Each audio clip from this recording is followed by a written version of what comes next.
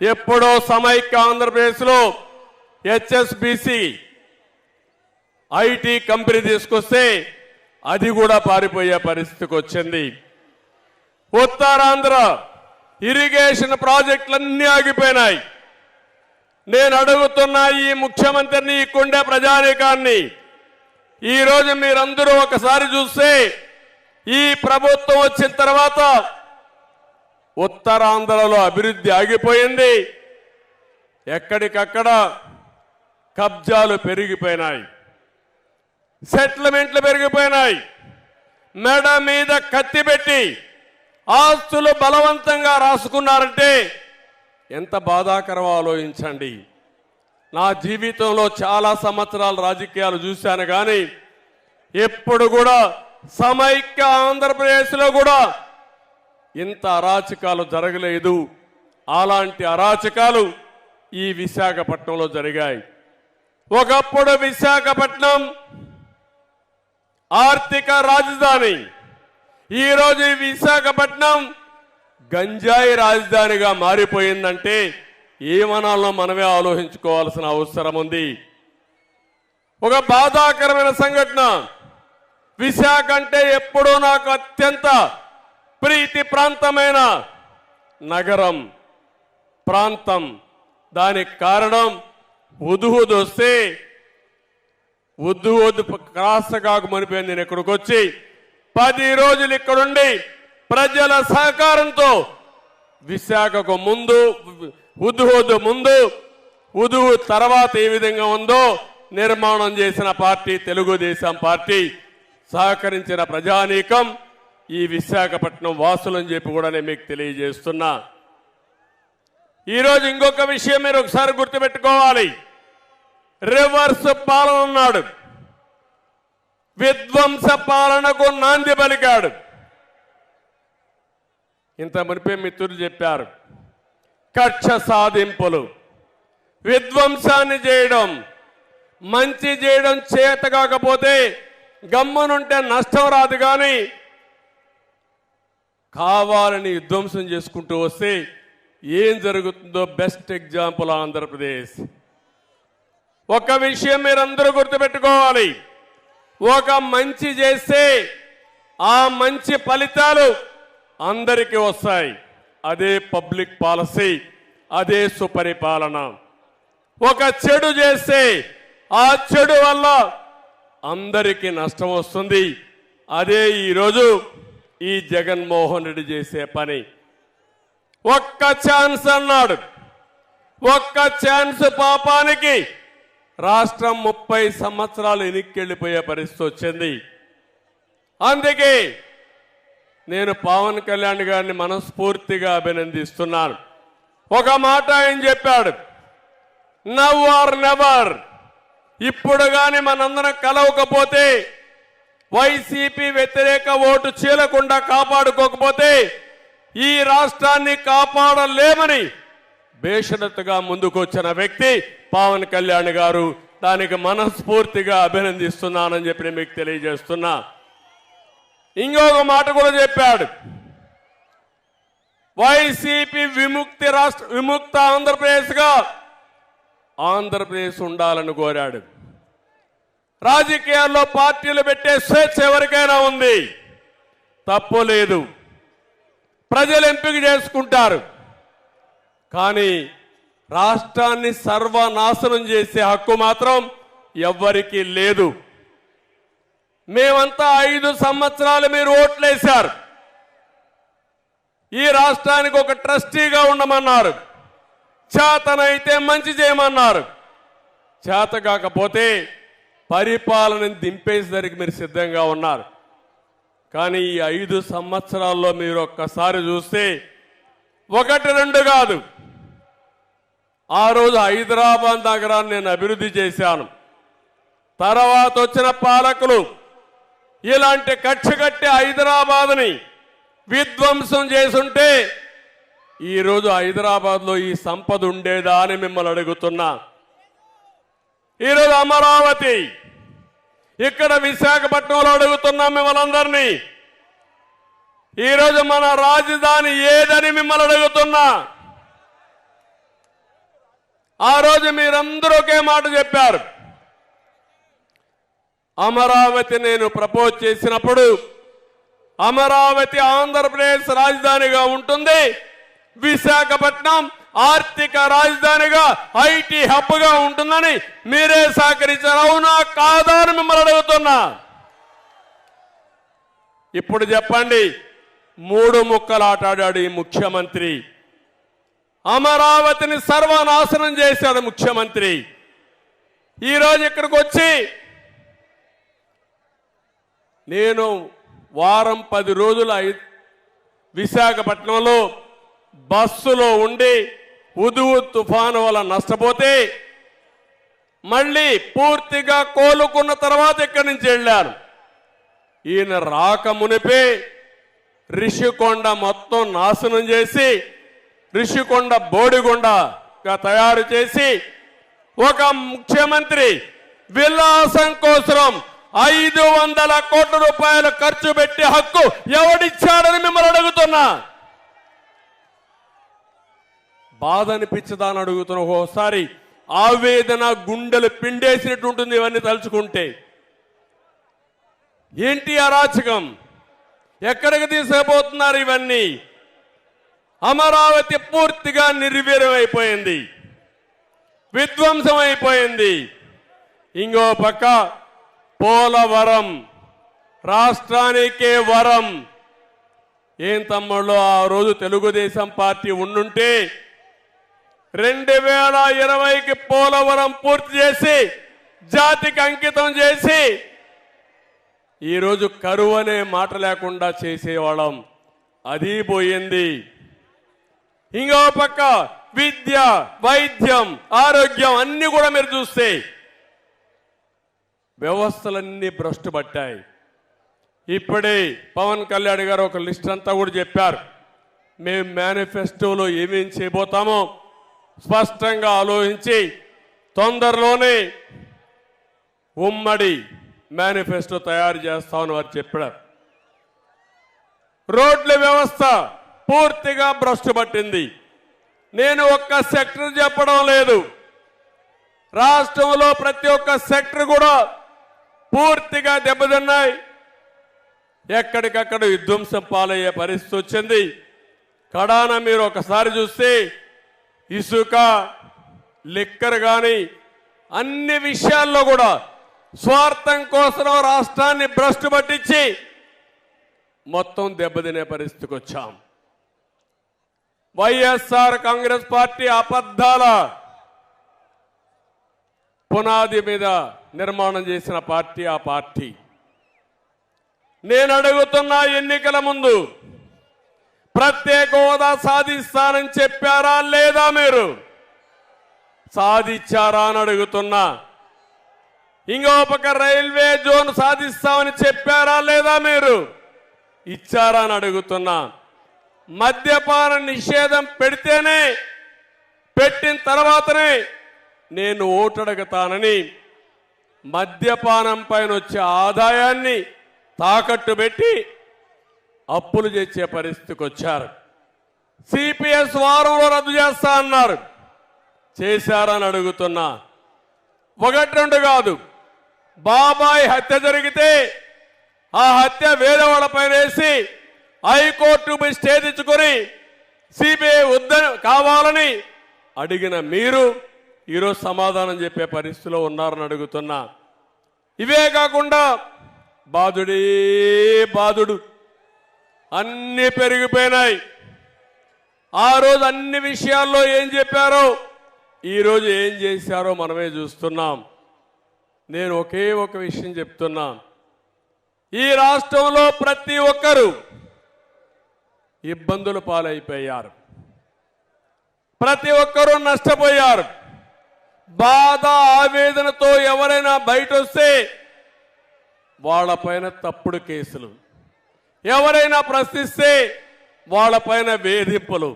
ఇక్కడ వేదిక మీద ఉన్నారు, చాలా మంది ఉన్నారు, కేసులు లేని వాళ్ళు ఎవ్వరూ లేరు. మొన్నటి వరకు పవన్ కళ్యాణ్ పైన కేసులు లేవు, కానీ రాజకీయాల్లోకి వచ్చాడు కాబట్టి ఆయన పైన కూడా కేసులు పెట్టే పరిస్థితికి వచ్చేశారు. కనీసం నా జీవితంలో నా పైన ఎప్పుడు కేసులు లేవు. కానీ ఈరోజు కేసుల గురించి నేను మాట్లాడను. అవన్నీ కోర్టులో ఉన్నాయి కాబట్టి నేను మాట్లాడకూడదు. కాబట్టి నేను కేసులు కూడా మాట్లాడడం లేదు. ఇలాంటి పరిస్థితి చూస్తా ఉంటే ఈ రాష్ట్రంలో ప్రజాస్వామ్యంలో మనం ఉన్నామా అని నాకు అనుమానం వస్తుంది. ఎవరు ఇంట్లో స్వేచ్ఛగా బ్రతికే పరిస్థితి లేదు, స్వేచ్ఛగా తిరిగే పరిస్థితి లేదు. అన్యాయం జరిగితే ఇది అన్యాయం అని ప్రశ్నించే పరిస్థితి లేదు. మీ ఆస్తులు కబ్జా చేస్తే గొంతు మీద కత్తి పెట్టి రాయించుకుంటే ఇది తప్పని అడిగితే రక్షించే నాదుడే లేడు. ఇప్పుడు కూడా నేను చూస్తున్న పోలీసులు వాళ్ళు కావాలని చేయడం లేదు. వాళ్ళ మెడ మీద కత్తి పెట్టి చేయకపోతే మిమ్మల్ని ట్రాన్స్ఫర్ చేస్తాం, విఆర్ఎస్ లో పెడతాం, ఏసీబీలో పంపిస్తామంటే భయపడిపోయి తప్పుడు కేసులు పెట్టి ఈరోజు అందరినీ వేధించే పరిస్థితికి వచ్చారు. ఈ మధ్య కాలంలో కొంతమంది నన్ను కలిశారు, కలిసి బాధపడుతున్నారు, ఏడుస్తున్నారు. మా దగ్గర తప్పుడు పనులు చేపించారు, ఈ తప్పుడు పనుల వల్ల మాకు చాలా బాధ ఉందని మానసికంగా కుంగిపోయే పరిస్థితికి వచ్చారు. కొంతమంది కావాలని రేపు ఒక రోజుందని ఆలోచించకుండా, మళ్ళీ ఎన్నికలు వస్తాయని ఆలోచించకుండా తప్పుడు పనులు చేయమంటే చేశారు. నేను ఒకటే చెప్తున్నా, అలాంటి వారిని మాత్రం ఎట్టి పరిస్థితుల్లో వదిలిపెట్టం. ఎక్కడున్నా సరే చట్టపరంగా వాడిని శిక్షించే బాధ్యత తెలుగుదేశం పార్టీ జనసేన తీసుకుంటామని చెప్పి కూడా నేను మీకు తెలియజేస్తున్నాను. అందుకే నేను అంటున్నా, మీరందరినీ కూడా రాష్ట్రంలో ప్రతి ఒక్క వ్యక్తి ఆలోచించండి. ఏదో మాకందరికీ ముఖ్యమంత్రి పదవులు కావాలనో అధికారం కావాలని కాదు. ఈ రాష్ట్రంలో ప్రజాస్వామ్యం కూని చేయబడ్డది. ఏ వ్యక్తి కూడా స్వేచ్ఛగా మాట్లాడలేకుండా, నచ్చిన పార్టీకి సహకరించే పరిస్థితి కూడా లేకుండా. ఒక్క విషయం మీరు గుర్తుపెట్టుకోండి, ఒంగోలులో మహానాడు పెట్టాం, బస్సులు రానియకుండా, మీటింగ్కి స్థలం ఇవ్వనీయకుండా నానా ఇబ్బందులు పెట్టారు. ఆ రోజు కూడా ఎక్కడికక్కడ ప్రజలైతే పెద్ద ఎత్తున వాహనాలు వేసుకుని సొంత వాహనాలతో ట్రాక్టర్లతో 2 రోజులకు 3 రోజులకు మునిపే ఆ వెన్యూకి చేరారు. ఈరోజు ఇక్కడ పెట్టాం, మీటింగ్ పెట్టాం. కేంద్రం ట్రైన్స్ కావాలంటే ఇచ్చారు, రాష్ట్రం మాత్రం ఆర్టీసీ బస్సు ఒకటి ఇవ్వాల. ఏం తమ్ముళ్ళు, 5 కోట్ల ప్రజలు ఆలోచించుకోవాలి. నీ మీటింగ్ పెడితే ప్రైవేట్ బస్సులు, ఆర్టీసీ బస్సులు ఇష్టానుసారంగా వాడతారు. అదే ప్రతిపక్షం మీటింగ్ పెడితే మేము డబ్బులు కడతామంటే బస్సులు ఇవ్వనీయకుండా చేశారంటే ఇది ప్రజాస్వామ్యమాని మిమ్మల్ని అడుగుతున్నా.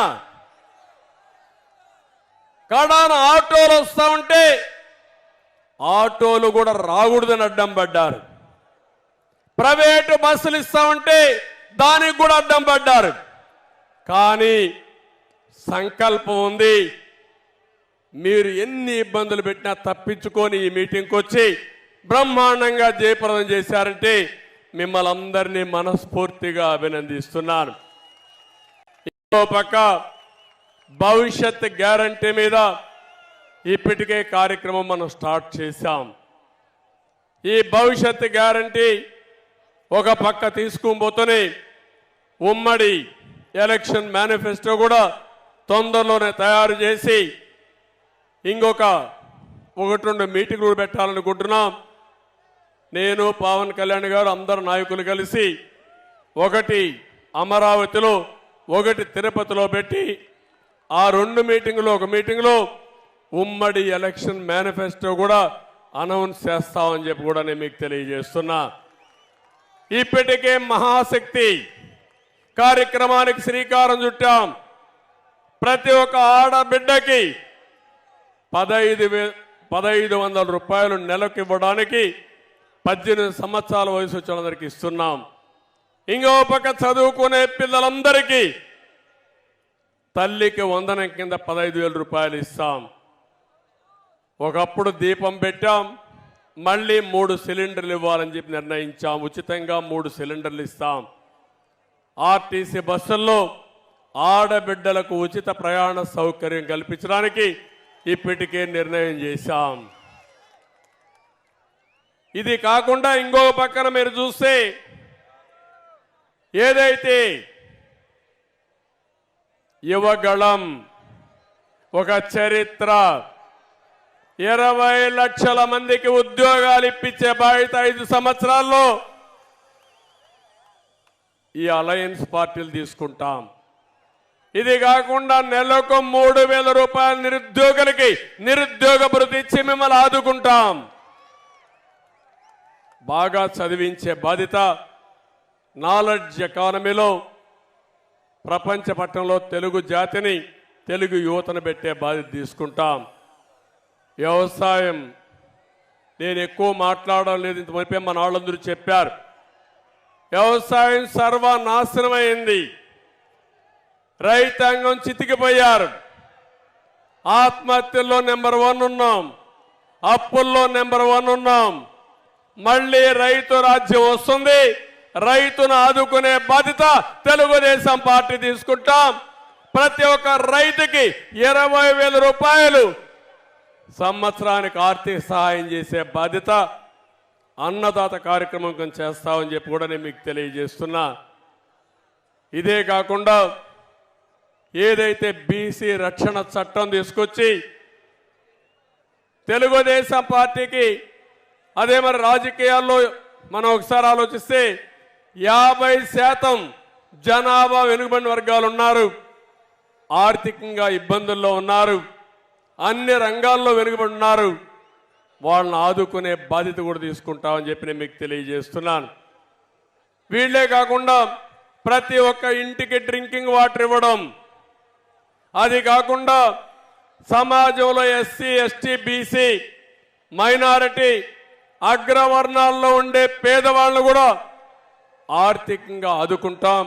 వాళ్లకు న్యాయం చేసే బాధ్యత తీసుకుంటాం. దానికి కూడా ఒక కార్యక్రమం తయారు చేసి నిర్దిష్టమైన ప్రణాళిక మీ ముందుకు తీసుకొస్తామని చెప్పి కూడా నేను మీకు తెలియజేస్తున్నాను. ఇవన్నీ కూడా సూపర్ 6 ఇప్పుడే ఇచ్చాం. ఇంకో పక్క మీరు చూస్తే భవిష్యత్తులో ఏమేం చేయాలనే కార్యక్రమాలపైన అధ్యయనం చేస్తాం. ఆ అధ్యయనం చేసి ఏ విధంగా మిమ్మల్ని ఆదుకోవాలని ఆదుకుంటాం. ఈరోజు ఒక్క విషయం ఈ మహాసభ ద్వారా తెలియజేస్తున్నాను. జగన్ పని అయిపోయింది. ఇప్పుడే మిత్రులు చెప్పినట్టు రేపు జరిగే కురుక్షేత్ర యుద్ధంలో వైసీపీ ఓడిపోవడం ఖాయం. అది నిర్ణయం అయింది. ప్రజలు నిర్ణయించుకున్నారు. ఎప్పుడైతే వైసీపీ ఎప్పుడైతే తెలుగుదేశం జనసేన అలయన్స్ అన్నామో ఆ రోజే వాళ్ళ పని అయిపోయిందని మరొక్కసారి విజ్ఞప్తి చేస్తున్నా. అయితే ఒక్క విషయం మిమ్మల్ని అందరినీ కోరుతున్నా. ఈరోజు వైసీపీ నాయకులకు నిద్ర రావడం లేదు. నేను రాజకీయాలు ఎప్పుడూ చూడలేదు. ఎమ్మెల్యేలు కూడా ట్రాన్స్ఫర్లు చేస్తున్నారు ఎంఆర్ఓలు మారిగా.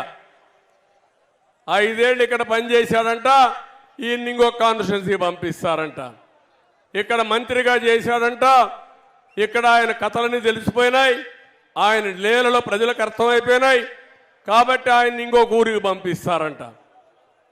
80-90 మంది ఎమ్మెల్యేలు పనికిరారంట.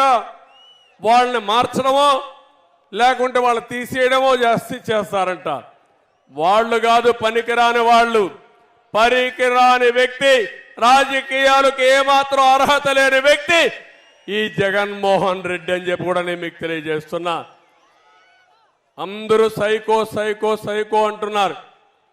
నాకు ఇప్పటికి కూడా అర్థం కావడంలో ఆయన క్యారెక్టర్ ఎలాంటి క్యారెక్టర్ నాకు అర్థం కాలేదు. 10-12 మంది ముఖ్యమంత్రులు చూశా, ఎన్నో ప్రభుత్వాలు చూశాను, కేంద్రంలో చూశాను, రాష్ట్రంలో చూశాను. ఇలాంటి విచిత్రమైన నాయకుడిని నా జీవితంలో ఎప్పుడూ చూడలేదని మరొక్కసారి మీకు తెలియజేస్తున్నా. అలాంటి వ్యక్తి రాజకీయాలకి అర్హత లేదు. అందుకే నేను పూర్తిగా 5 కోట్ల ప్రజలకు కూడా విజ్ఞప్తి చేస్తున్నా. ఆంధ్రప్రదేశ్ రాష్ట్రంలో ప్రజానీకం బాగుపడాలంటే, కంటి నిండా నిద్రపోవాలంటే, మన భవిష్యత్తు ఉండాలంటే, మన ఆస్తులకు ప్రాణాలకి మన ఆడపిల్లలకు రక్షణ ఉండాలంటే వైసీపీ విముక్త రాష్ట్రంగా ఏపీ తయారు కావాలి. వైసీపీ అనేది ఒక పార్టీనే కాదు, అలాంటి వ్యక్తి రాజకీయాలకు ఉండడానికి అర్హత లేదు.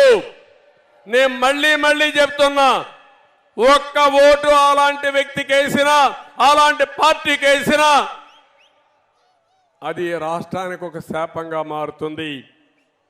5 సంవత్సరాలకు మునుపు విధ్వంసం ఏంటో చేసి చూపించాడు. ఆయన చేసిన తప్పులు రాష్ట్రానికి శాపంగా మారాయి. ఆ శాపాలే ఈరోజు మనందరం అనుభవించే పరిస్థితికి వచ్చాం. ఈ విషయం మీరు గుర్తుపెట్టుకోవాల్సిన అవసరం ఉంది. ఈరోజు ఇంకొక విషయం అందరినీ కోరుతున్నాను. రాష్ట్రంలో ఓట్ల దొంగలు పడ్డారు. అంటే మన ఓటు ఉంటే తీసేస్తున్నారు. అంటే తెలుగుదేశానికి జనసేన ఓటేస్తారంటే వాళ్ళని రిమూవ్ చేసేస్తున్నారు. ఇది చాలా భయంకరమైన విషయం. నేను ఎప్పుడు కూడా నా చరిత్రలో ఓటర్ లిస్టు ఈ విధంగా చేయొచ్చని కూడా నేను ఎప్పుడు ఆలోచించలేదు. ఎన్నికలప్పుడు అధికారులంతా ఓటర్ లిస్టు తయారు చేస్తారు. రాజకీయ పార్టీలు ఎన్నికల సమయంలో ఆ ఓటర్ లిస్టు తీసుకుని ప్రచారం చేసి ఎన్నికల్లో మనం గెలుస్తాం. ఈరోజు దౌర్భాగ్యం, ఓటర్స్ను కూడా మనం వెరిఫై చేసుకోవాలి. నా ఓటు ఉందా లేదా చూడాలి. అంటే ఎంత దౌర్భాగ్యమో ఈ రాష్ట్రంలో మీరు గుర్తుపెట్టుకోవాలి. దేశంలో ఏ రాష్ట్రంలో జరగనటువంటి సంఘటనలు ఈ రాష్ట్రంలో జరుగుతున్నాయంటే ఇది చాలా బాధాకరం. యువతకు పిలిపిస్తున్నా, మీరందరూ కూడా ఎవరైతే ఎలిజిబిలిటీ ఉండే ప్రతి ఒక్క యువత ఓటు ఎన్యూమరేట్ చేసుకోండి.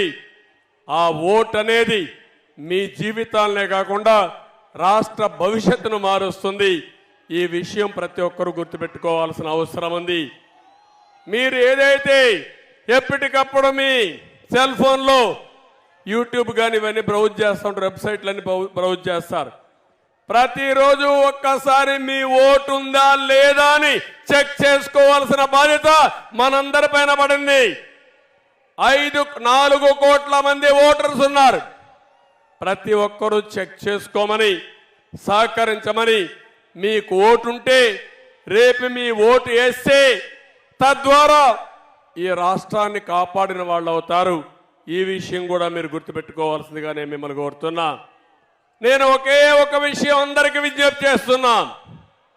మీరు ఒక అడుగు వేయండి, మేము 100 అడుగులు వేస్తాం. మీరు ఒక త్యాగానికి సిద్ధంగా అండి, మేము 100 త్యాగాలు చేసి ఈ రాష్ట్రాన్ని పైకి తేవడానికి ముందుకు వస్తాం. కానీ అట్లా కాకుండా మీరు చేసుకోండి, మాకేం సంబంధం లేదంటే రాష్ట్రం నష్టపోతుంది, భావితరాలు నష్టపోతాయని చెప్పి నేను మీకు తెలియజేస్తున్నా. ఒక ఆడబిడ్డకు విజ్ఞప్తి చేస్తున్నా. మీ పిల్లల్ని పెంచుతున్నారు, పెంచి బాగా చదివిస్తున్నారు. చదివించిన నీ బిడ్డకు ఉద్యోగం రాకుండా కడాన నీ కూలిపైన జీవనోపాధి కోసం ఆధారపడుతున్నానంటే బాధ ఇదా తల్లి అని మిమ్మల్ని అడుగుతున్నా. ఇంకో పక్క నీకు ఒక అమ్మాయి ఉంది, బయట వెళితే తిరిగి సురక్షితంగా వస్తుందని నమ్మకం లేని పరిస్థితి రాష్ట్రంలో ఉంది. ఇంకో పక్క చాలని ఆదాయంతో పెరిగిపోయిన నిత్యావసర వస్తువులు కానీ, ఇంకొక పక్క ఎక్కడికక్కడ ట్యాక్సుల ద్వారా చితికిపోయే పరిస్థితికి వచ్చారు. కరెంటు ఛార్జీలు అన్నీ పెరిగిపోయి. అందుకే ప్రతి ఒక్కరు ఆలోచించండి, 5 ఏళ్లకు మీ జీవన ప్రమాణాలేంటి? ఈరోజు మీ ఆదాయం పెరిగిందా?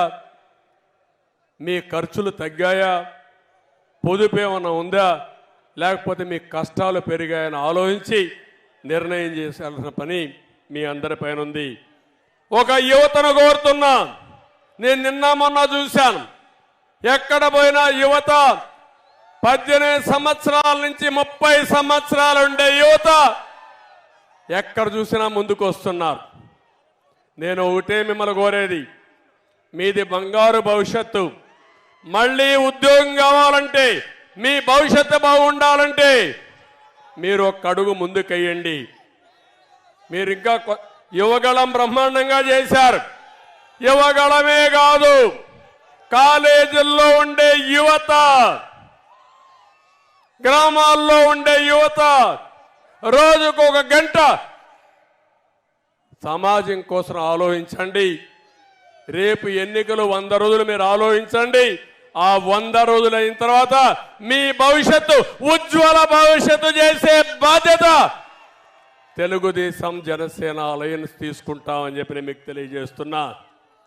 రైతులు కోరుతున్నాం, ఒక పక్క అక్వా రైతాంగం, పామాయిల్ రైతాంగం, హార్టికల్చర్ రైతాంగం, వరి పండించే రైతాంగం ఏమయ్యారో చూడండి. నీరు ఇవ్వలేరు, ఇన్పుట్ సబ్సిడీ ఇవ్వలేరు, కడాన మురికి కాలువలు తీయలేక నిన్నొచ్చిన తుఫానుకి మొత్తం పంటలన్నీ ముంపు గురైపోయి ఎప్పుడూ జరగని నష్టం ఈరోజు మీకు జరిగే పరిస్థితి వచ్చింది. మీరు కూడా ఆలోచించమని కోరుతున్నా. ఉద్యోగస్తులు ఉన్నారు. ఒకప్పుడు ఉద్యోగస్తులకు మేము భయపడేవాళ్ళం. ఉద్యోగ సంఘాలు చాలా పవర్ఫుల్గా చేసేటివి. ఈరోజు ఒక్క ఉద్యోగ సంఘం కూడా పనిచేయలేని పరిస్థితి. మాట్లాడితే ఏసీబీ కేసులు, లేకపోతే ఏదో తప్పుడు కేసు పెట్టి లోపల పడేస్తామంటే వాళ్ళు భయపడిపోయి సరెండర్ అయిపోయిన పరిస్థితి వచ్చింది. ఎవరు కూడా పని చేయలేని పరిస్థితికి వచ్చారు. నిన్న మొన్న అంగన్వాడీకి చెప్పిన హామీలు నెరవేర్చలేదని రోడ్డెక్కితే 9 రోజులుగా పట్టించుకోవడం లేదు. అందుకే ఉద్యోగస్తులకు హామీ ఇస్తున్నా. తెలుగుదేశం పార్టీ పిఆర్సీ ఇచ్చాం, మీ హక్కులు కాపాడాం, ఎవరికి అన్యాయం చేయకుండా చేశాం. ప్రజల మనోభావాల ప్రకారం పనిచేసిన పార్టీ తెలుగుదేశం పార్టీ. మళ్ళీ ఉద్యోగస్తులందరికీ న్యాయం చేసే బాధ్యత. ఇంకో పక్క బిజినెస్ పీపుల్ కూడా వ్యాపారాలు చేయలేకపోతున్నారు. సమాజంలో ప్రతి ఒక్కరిని కోరుతున్నా, మీరు ఆలోచించి ముందుకు రావాల్సిన అవసరం ఉంది. మీరు 1 అడుగు ముందుకేయండి, మేము 100 అడుగులు మిమ్మల్ని నడిపించే బాధ్యత మేము తీసుకుంటామని మరొక్కసారి సమాజంలో ఉండే ప్రతి ఒక్కరిని కోరుకుంటున్నాను. ఈరోజు జనసేన తెలుగుదేశం పార్టీ పొత్తు ఒక చారిత్రాత్మకం, ఒక హిస్టారికల్. ఇది ఈ రాష్ట్రానికి అవసరం. నాకు ఏమాత్రం అనుమానం లేదు. ఎప్పుడైతే ఎన్నికలు పొత్తు అనౌన్స్ చేశామో ఆ రోజే ఇది సూపర్ హిట్ అయింది. జగన్ సినిమా అయిపోయింది. అందుకే పానిక్ బటన్ నొక్కుతున్నాడు. అది మునిగిపోయే పడవ, అది మునిగిపోవడం ఖాయం. ఈ సందర్భంగా ప్రతి ఒక్క కార్యకర్తను కోరుతున్నా, రాష్ట్ర భవిష్యత్తును ఆకాంక్షించి హైకమాండ్ మేము ఏ నిర్ణయం తీసుకున్నా ఆ నిర్ణయాన్ని అటు జనసేన ఇటు తెలుగుదేశం కార్యకర్తలు పూర్తిగా ఆచరిస్తూ ముందుకు పోవాల్సిందిగా మరొక్కసారి మిమ్మల్ని కోరుతున్నా. జన సైనికులకి తెలుగుదేశం పార్టీ వీర సైనికులను కోరుతున్నా, కలిసి పనిచేయండి, 100 రోజులు పనిచేయండి. ఆ తర్వాత మిమ్మల్ని ఏ విధంగా కాపాడుకోవాలి, ఏ విధంగా ఆదరించాలి, ఏ విధంగా గుర్తించాలో గుర్తించే బాధ్యత తెలుగుదేశం పార్టీ తీసుకుంటామని మరొక్కసారి హామీ ఇస్తూ ఈరోజు మిమ్మల్ని అందరినీ ఒకటే కోరుతున్నా. మీ ఉత్సాహం చూసా, మీ అభిమానం చూసా నా జీవితంలో ఎప్పుడు కూడా మర్చిపోలేను. తప్పకుండా గుర్తుపెట్టుకుంటా.